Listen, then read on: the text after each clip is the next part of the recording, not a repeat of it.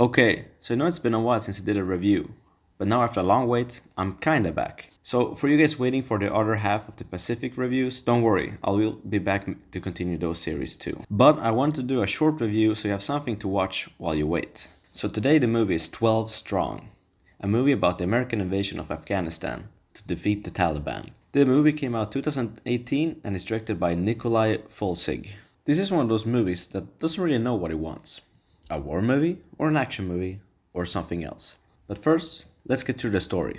The movie is about a special forces team that are led by Chris Hemsworth, who are sent to Afghanistan right after 9/11 attacks, the first ones in, to help the Northern Coalition to fight against the Taliban. The Northern Coalition are a group of warlords that are the only ones left in Afghanistan to fight the Taliban, so they are the only natural ally the United States has in the fight. So they make it there and we get to see the cultural differences, and I do like that they give some depth into Afghan history and the different languages that are spoken there. Does Dostum speak English? No. Speaks Tajik, speaks Uzbek, speaks Dari, he speaks Pashtun, which is what the Taliban speak, and he speaks Russian. So you got that going for you. Anyway, they meet one of the warlords and from there on out fight with him to capture a vital city. So why this is such a famous story is because the warlord they fought with had his army mostly rely on horses, so the special forces soldiers also had to use these horses. So that's where the story of the horse soldiers came from. So it's a pretty interesting story, but I highly doubt these events went down like the movie shows them. In the movie, they straight up just charge against machine guns and tanks with the horses in the open, and also while riding managed to accurately shoot people down with one hand using a machine gun. And all of this without any American getting killed.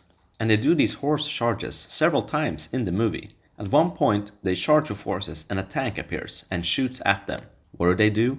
They duck and the shot just goes right above them.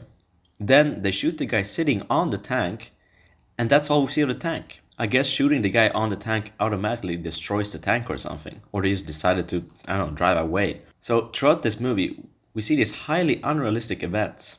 Even the good guy warlord is a hypocrite. Every time you lose a man, it's like a stab in your heart.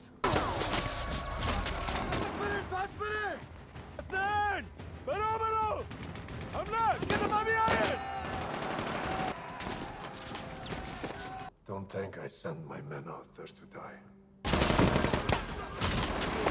So at this point, it feels more of an action movie than a war movie, as it gives a very basic view of the war and is filled with cliches.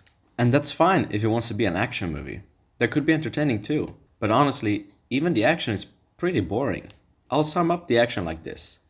One shot of good guys shooting, cut to bad guys shooting, cut to good guys shooting back, and then cut to bad guy getting shot. And that's every action scene, over and over again. There are no cool, interesting shots, there's no high tempo, you don't really feel invested into the fights, and the battles just drag out too long. So this movie fails both as a war movie and an action movie. And I honestly can't recommend it. I do like the beginning of the movie as it gives you a feel of a country at war. And the visuals are good at times too. But otherwise it's just a below average movie. So if you want to see a war movie, go watch something else. And if you want to see an action movie, go also and watch something else.